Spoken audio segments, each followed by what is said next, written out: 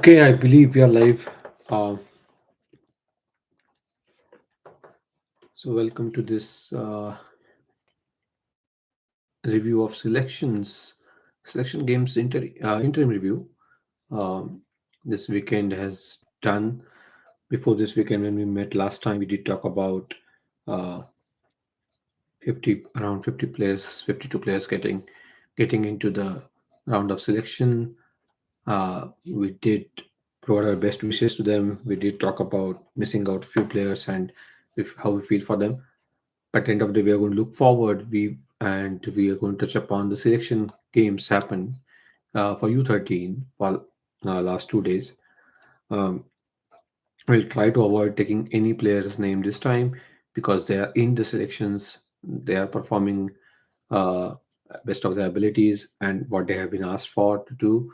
So in that, all of that, we don't want to really influence one or other way, but more think about how things have happened in last 2 days. Of course, I was not there for the whole of time to see every single game, every single ball bowled, but selectors were.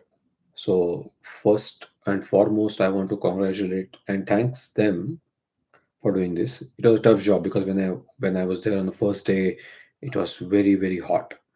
Uh, I'm trying to do live stream also. You can get a glimpse of games on our channel. And second day was not that hot. It was pretty good weather, but very windy. The southwest wind going towards northeast was super, making it super windy.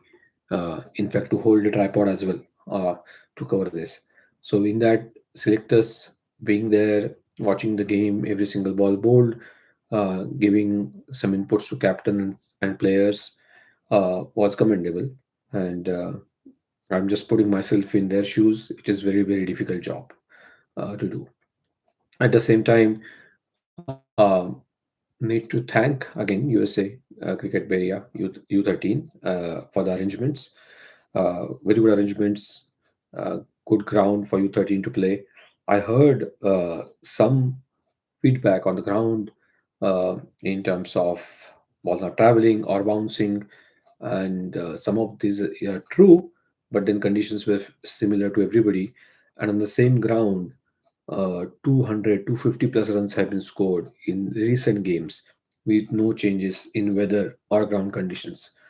Um, in fact, same team members, some of them are playing here, and not able to uh, do the same thing, maybe in certain ways. Maybe because they were retired, selectors asked them to retire. But uh, so, yeah, ground conditions were similar to everybody.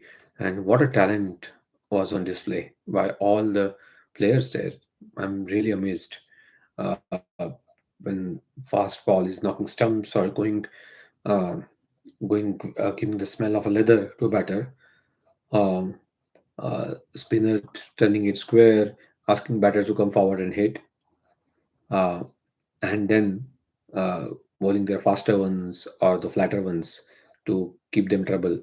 Um, and the batters up to the mark, hitting those ball. When there was some error from the bowler, batters did not spare them. Ball was flying. Ball was flying really. It was some of the big sixes which I have seen. Um, there was some agility in running between the wicket. I love that. Some great catching we have seen, and fielding through ground throws. What throws like fielders chasing the ball, picking them and throwing in wicketkeeper's hand. Wicketkeeper taking out the bails. What about wicket keeping? We saw some awesome display of wicket keeping as well by all the wicket keepers. So it is really very nice display of cricket by most of the cricketers, youth cricketers. It tells us Bay Area youth cricket is in safe hands for future. Um, we did. I think if you see yesterday's game, we did talk to Bay Area Youth Cricket Chair, Mr. Puru. We interviewed Mr. Puru on our while the game was happening, and I think I just asked him like, look at this talent. Is just one full team from Bay Area, is that enough?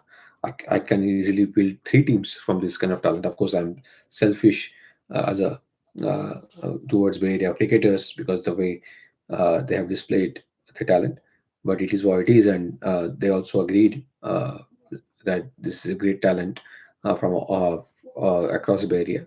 And one good thing I heard him saying was these cricketers should play with each other in some form and shape more often in competitive manner. So I think we all will look forward to that.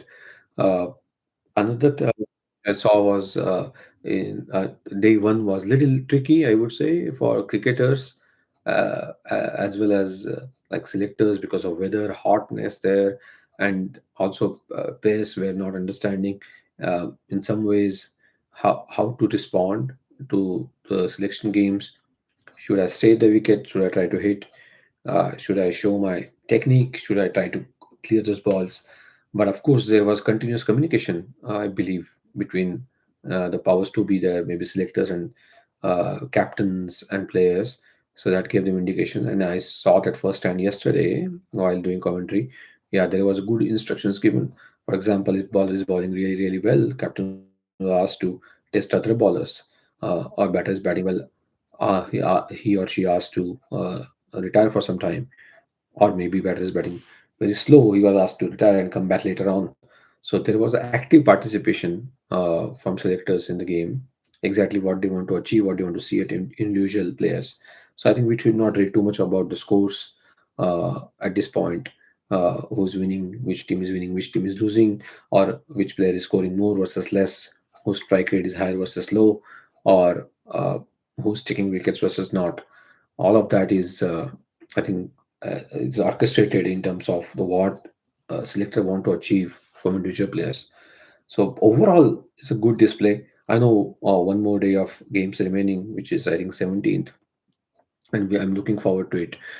From here on, as I was saying also in the commentary, it is win-win and lose-lose both, because whomsoever gets sent to those teams uh, on next round are surely deserving ones, and whomsoever do not make it, I feel a lot of them will be deserving ones as well. It's just a question of composition of team and numbers. Um, Look at the spin talent. Oh man, wow, awesome! Like spinners, like other cricket playing nations can take leg spinners from us, Bay Area. Forget about US. That kind of talent we saw at least in youth cricket. So it is really heartening to see. Across the across the skill set, be it opening batting, be it middle order batting, be it power hitting, be it wicket keeping, be it fielding, be it fast bowling, be it accurate bowling, be it leg spin, be it off spin. Lot of talent on display.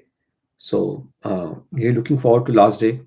I think we will let last day finish. We'll let the list come out and then comment on it, because there is. I want to refrain taking names of players at this point of time. The what because my reading may be off than what selectors want to see, because I only get a partial view of what's happening on the ground uh, in terms of how batter is batting or bowler is bowling or fielders are fielding.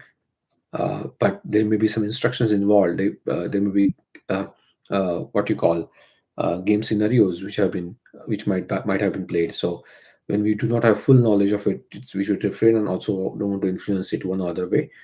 So looking forward to last day of May 17, and we'll meet soon when the next list comes out for next round. But very good display. All the best and congratulations to all the players who played in this selection round. Thank you, everyone.